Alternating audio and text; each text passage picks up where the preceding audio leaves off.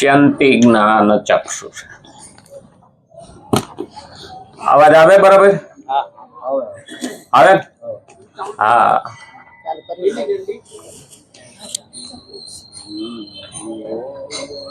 આ ઓલું વાયર હતું ને એટલે થોડુંક બગડી ગયું, એટલે પછી આ લઈ આવ્યા. હા, માઇક ના માણસ નો ઘરો હું થોડું. હા, 2 દાડાથી કુચુડ કરતું હતું. આ તો હાવ બંધ થઈ ગયું, એટલે આ પાછું આપણે ચાલુ કર્યું. આવતું રહે. પશ્યંતિ જ્ઞાન ચક્ષુષા. જ્ઞાનની આંખો વડે, ચક્ષુ એટલે આંખો, આંખો વડે ભગવાનને ઓળખવા. હવે ભગવાનને ઓળખવા માટે ભગવાનના દીકરા થવું પડે. જો કે આપણે છીએ જ હો, ભગવાનના દીકરા છીએ. ભગવાન તો વારંવાર કહે છે, હું સર્વસ્ય ચાહમ હૃદય નિવિષ્ટ. હું તો દરેકના હૃદયના અંદર બેઠો છું. બીજો શબ્દ કીધો મમે અંશ જીવ લોકે જીવો ભૂત સનાતન. ત્રીજી વખત કીધું અહમ વૈશ્વાનરો ભૂતવા પ્રાણીનાન દેહમાશ્રિત પ્રાણપાન સમાયુક્ત પચામી અન્નમ ચતુર્વિધ. આ 3 વખત તો ભગવાન કહી દીધું, અને એ 15મા અધ્યાયની અંદર આ 3 વખત કીધું. તો તું મારો અંશ છો. તો આપણે ભગવાનના દીકરા છીએ, તો હવે એને ગમે એવું જીવવું પડે. બાપ રાજી થાય ને તો મિલકત લખી દે. હા, સુદામા જયારે કૃષ્ણ ભગવાનને મળવા ગયા ને તે તાંદુલ લઈ ગયા હતા, પણ ભગવાનનું કામ એવું કર્યું હતું ને, ભક્તિ એવી કરી હતી ને કે પહેલી મુઠ્ઠી ખાધી તાંદુલની તો માતાજી રાજી થઈ ગયા, રૂકમણીજી. બીજી મુઠ્ઠી ખાધી તોય કઈ ન બોલ્યા, પણ ત્રીજી મુઠ્ઠી ખાવા ગયા ને ત્યાં હાથ પકડી લીધો, પ્રભુ ત્રિલોકનું રાજ તમે આને આપી દો. એક મુઠ્ઠીએ પૃથ્વી, પાતાળ અને સ્વર્ગનું રાજ. આપણે ક્યાં રહેવું? કે ભગવાન કે કૃષ્ણ ભગવાને કીધું હતું કે આપણે હૃદય, લોકોના હૃદયમાં રહીશું. આવા ભક્તોની તાકાત છે. વગર માગે ભગવાન ઢગલો કરી દે. અને એટલે આપણે ભગવાનને રોજ થોડું આપણે પીએ છીએ, ચમચીએ. હો, હા, જાજુ તો પી શકાય એમ નથી. લોટો ભરીને ન પીવાય. કારણ કે ઘણી વખત બાળકને આપણે સીધો ગલાસ મોઢે માંડીએ ને, નાનું બાળક હોય તો ઓથરાઈ જાય. એની આપણે ચમચીએ પાઈએ ને, હજી ભગવાન પાસે આપણે નાના બાળક જ છીએ. અને ધીમે ધીમે થોડું જ્ઞાન આપણા જીવનમાં ઉતરતું જાય. હા, જાજુ લઈએ ને તો બહુ, અમારા ડોક્ટરો કહે છે બહુ જાજો ડોઝ ન દેવાય. હા, કોઈને અડધી ગોળી દેવાય, કોઈને પાભાગની દેવાય, કોઈને આખી દેવાય, કોઈને 1.5 ગોળી દેવાય. જેવો એની ક્ષમતા એ પ્રમાણે હોય ને. અમારે ત્યાં એક બેન શહેરમાં બતાવવા ગયા હતા છોકરાને, અને ડોક્ટરે દવા લખી દીધી. હવે ગોળી આવી મગ જેવડી, એમાંથી ચોથો ભાગ પાવાનો કહ્યું. તો બેને વિચાર કર્યો, આવડી મગ જેવડી ગોળી છે ને, એમાં ચોથો ભાગ છોકરાને શું અસર કરે? આખી પી દીધી. હા, અને ઘરે થયું ને તો છોકરાને જીભ કાળી પડી ગઈ ને બહાર જીભ નીકળી ગઈ. લઈને આવ્યા મારી પાસે. મને કે આવું થયું, આખું બાખું તરી ગયું. તો હું કર્યું હતું? તો કે આ ડોક્ટર ગોળી લખી હતી અને કીધું તું ચોથો ભાગ આપજો. હવે આ મગ જેવડી ગોળી છે, એમાં ચોથો ભાગ આપીએ શું અસર કરે? મેં તો આખી પી દીધી. કે હું હવે જે ડોક્ટર લખીને પાસે જાઓ, કારણ કે હવે એ એટલો 4 ગણો પાવર શરીરમાં નાખી દીધો, એ ડોઝ સહન થાય નહીં. તો આપણે પણ આ ડોઝ પાછો ભગવદ્ ગીતાનો છે હો, એટલે જાજો તો સહન થાય. ધીમે ધીમે જવાનું. કાચબા જેવી ગતિ ક્યાંય જવાનું. એટલે શ્રીમદ ભગવદ્ ગીતા 3જો અધ્યાય 20મો શ્લોક આપણે જોઈએ છીએ. પોતાના આચરણો તેમજ વચનોથી લોકોને અસતથી વિમુખ કરીને સતની સન્મુખ કરી દેવા. ગઈકાલે અહીં સુધી આપણે પૂછ્યા, અસતથી પોતાના આચરણો એટલે વિચાર, વાણી ને વ્યવહાર, આ ત્રણેય આપણામાં હોવું જોઈએ. અને હાવ જુદો, ભાવ જુદો ને અંદરથી હાવ જુદો, તો એની અસર થાય ને. એટલે પોતાના આચરણ તેમજ વચનોથી, વાણી પણ એવી જ બોલવાની. કારણ કે જેવો દેશ એવો વેશ, જેવો દેશ એવી વાણી. એવી ના ચાલે નહીં. ગામડામાં જઈ અને આપણે અષ્ટમ પષ્ટમ બોલવા માંડીએ ને તો ગામ નહીં કહે કે એક માજી તો મંદિરે જઈને આવ્યા ને એટલે કે બહુ મોટા સંત આવ્યા છો. તો શું કેતા હતા તો કે ઈ તો નો સમજાણું. તો તમે કેમ માન્યું મોટા સંત છે? એ બોલ્યા એ કઈ સમજાણું નહીં તો કે મોટો. એટલે ધ્યાન રાખવું પડે કે દેશ એવો હોય પણ મને તો મારી ભાષા જાતી નથી અને ગામથી ભાષામાં મને બોલતા આવડે છે. મને શું ને શા બોલતા આવડતું નથી. આ વાદી ભાષામાં આપણે બોલવું. હા, ઘણા શબ્દો કાઠિયાવાડી છે ભાઈ, અને એ તો હવે 50 વર્ષથી અમદાવાદમાં શું તો એ ભાષા જાતી નથી. આપણી અંદરની ભાષા જાય ખરી? મેહાણા વાળા પૂછી જો, બોલો જાય ખરી? ન જાય.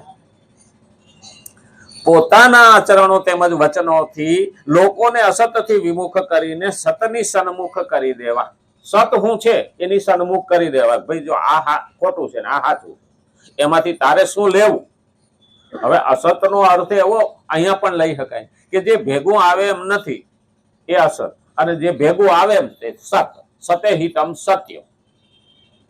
આ ખાસ કીધું છે. સતનો અર્થ જ આ છે કે હું નતો તો પણ ભગવાન હતા, અને હું છું તો પણ ભગવાન છે, અને હું નહીં હોઉં તો પણ ભગવાન રહેશે. તો આ સત છે. બાકી આપણે હોઈએ તો ઘણી વસ્તુ વહી જાય, અને નહીં હોઈએ ને તો એ વહી જાય, અને નતા તો એ વહી જતી. કાયમ રહેતી નથી. અરે આપણી જિંદગી પણ કાયમ રહેતી નથી. જેવા આપણે જન્મમાં ત્યાંથી માંડીને અત્યાર સુધીમાં આપણા શરીરમાં કેટલા ફેરફાર થતા રહ્યા, અને ધીમે ધીમે ધીમે આ ઠીક છે આપણે થોડા અનુભવમાં વધાય છે. અનુભવમાં વધાય લોકોના પરિચયમાં આવ્યાના જેમ જેમ જેમ વ્યવહાર કરતા ગયા ને એમ આપણે ભરાતા ગયા. હા, અને એટલે જ ખબર પડે. જો કે આ ઉંમર તો વ્યવહારની નથી ને તહેવારની નથી. આપણા માટે તો કેવી છે આ ઉંમર? એવી છે ને કે કોઈ ટેન્શન વિનાનું. ના કમાવા જવું, છોકરા કમાય, ના વ્યવહારમાં દોડવાનું. આ તો શીખ છે. છોકરા નવડા ન હોય તો ડોહાને મોકલે, જાઓ તમે જઈ આવો. બાકી નહીં વ્યવહારની ચિંતા, નહીં કમાવાની ચિંતા, નહીં દેવાની ચિંતા, નહીં લેવાની ચિંતા. કઈ ખરું? ઘરમાં હું ખૂટે છે એ ખબર ન હોય. ઓલું તો બૈરું સાંજે આવે ને ત્યારે કહી દે ઘરમાં ખાંડ નથી, હા ચા નથી, એટલે આને પાછું તૈયાર રાખવાનું. એક જગ્યાએ તો બેને કીધું, ઓલા ભાઈ સવારમાં જાતા હતા ને તો એ કે 200 રૂપિયા આપતા જાજો. તો ઓલો ભાઈ ખીજાઈ ગયો, તારે માં બુદ્ધિ છે કે નથી? અટાણમાં કે 200 રૂપિયા મગાતા છે કે તારે બીજું કઈ નથી મગાતું? તો તમારી પાસે હોય એ માગું. હવે ઓલા કીધું બુદ્ધિ નથી, આને કીધું બુદ્ધિ તો ન મગાય, તારી પાસે નથી કે તારી પાસે હોય તો માગું, એટલે રૂપિયા માગું. એટલે ઘણી વખત એવું થાય. પણ સતની સન્મુખ કરી દેવા એ બહુ મોટી સેવા છે. દરેક સત શું છે એની જ્ઞાન આમાંથી લઈને પીરસવું એ મોટી સેવા છે. હવે સેવક બનવું હોય ને તો અહંકાર લવાય નહીં. સેવક બનવું હોય ને તો અહંકાર લેવાય નહીં, અને અહંકાર આવે એનાથી સેવા થાય નહીં.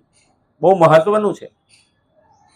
તો કેમ કે સતની સન્મુખ થવાથી લોકોનો સુધાર તેમજ ઉદ્ધાર સ્વતઃ સિદ્ધ થઈ જાય છે. સ્વતઃ થઈ જાય, એને કરવો ના પડે.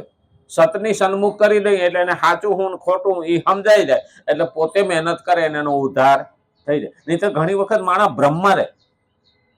ભ્રમ અને ભ્રમ એમાં ફેર છે.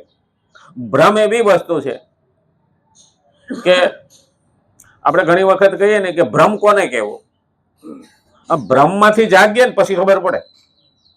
તો ભ્રમ એને કહેવાય. એક ભાઈ 3જા માળે ઉભા હતા અને સરસ મજાનો પીળો સિક્કો રોડ માથે પડેલો જોયો. મારા બેટો કે સોનાનો છે, ઉપર હતો, અને ત્યાંથી બન્યો ફટાફટ સીડી ઉતરવા. બીજા માળે આવ્યો ને તો આમથી 2 ભાઈઓ આયલા આવતા હતા કે મારા બેટા ઓલા આવી જાય ને તો એ લઈ લે.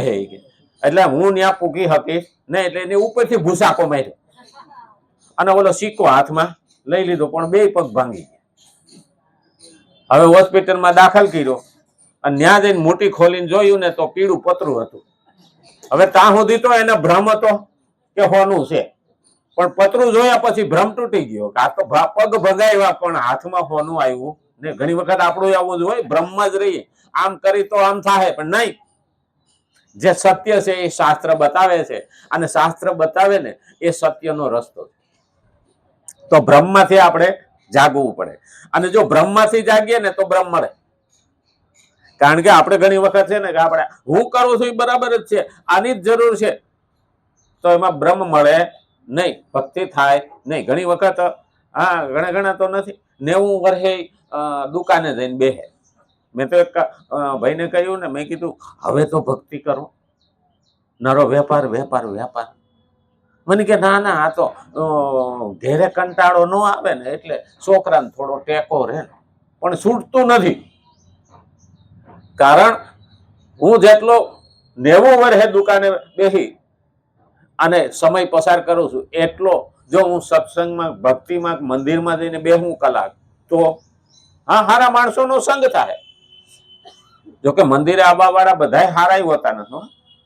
કોઈ પગરખા ચોરવા વાળા હોય, કોઈ પ્રસાદ ખાવા માટે આવતા હોય. નથી ઘણા તો સત્યનારાયણની કથા પૂરી થવા આવે ને તઈ છોકરાને કે તે એમાં તો પાછો શીરો બહુ મીઠો લાગે. અમારે એક ભાઈ તો કથામાં ગયા, સત્યનારાયણના છોકરાને કીધું હતું કે 5મો અધ્યાય પૂરો થાય ને તો મને કહે છે આરતી ટાણે હું પોકી દઉં.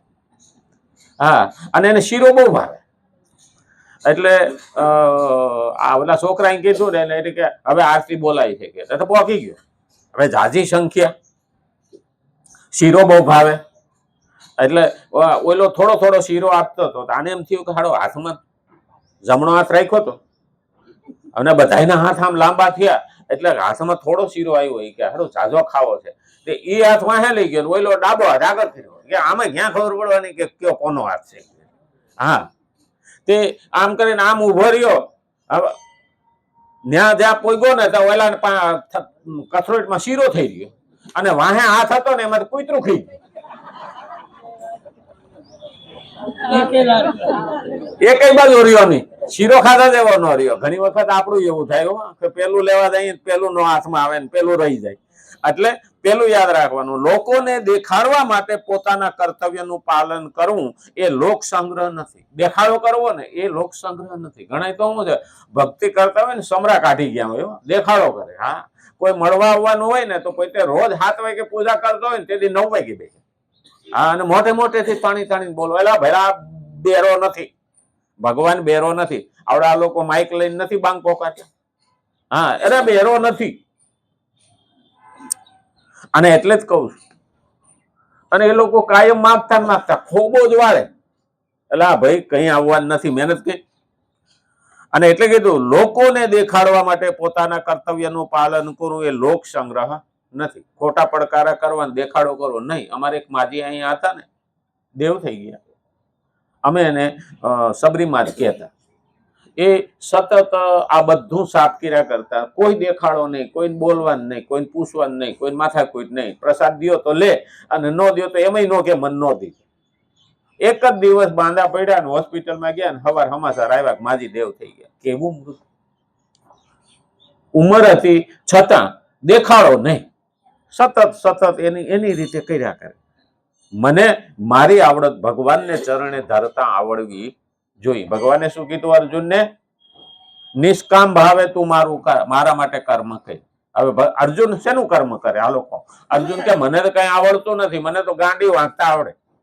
ભગવાન કે તો એ મારે ચરણે ધર દે, હું કહું ને આંખ. એટલે તો ખેડૂતોને પાવડો આંકતા આવડે, તો એ ભગવાનના કામમાં જયારે લગાડે ને ત્યારે એ કહેવાય. બેનો આ ગઈકાલે રોટલા ઘડતા હતા. આ નિકોલ પેલો કથા પૂરી થવાની હતી ને ત્યાં 5000 રોટલા ઘડ્યા. બોલો, હવે કોઈ ભાડેથી નહોતા આવ્યા, કોઈને રૂપિયા નહોતા દીધા, પણ પોતાની આવડત ભગવાનને ચરણે ધરી. કોઈ ઝાડુ મારે, કોઈ રોટલા ઘડે, કોઈ શાક બનાવે, કોઈ શાક સમારે. આપણે બગદાણા જઈએ ઘણા બહેનો અને ભાઈઓ સેવામાં લાગી જાય. હતાદાર જઈએ, ઝાલારામ બાપાની જગ્યામાં જઈએ, સવા ભગતની જગ્યામાં. લોકો પોતાની આવડત ભગવાનને ચરણે ધરે છે. આ મારું કર્મયોગ છે, આ ભક્તિ છે, શ્રમ ભક્તિ. મને જે આવડે એ મારા પ્રભુને ચરણે હું ધરું.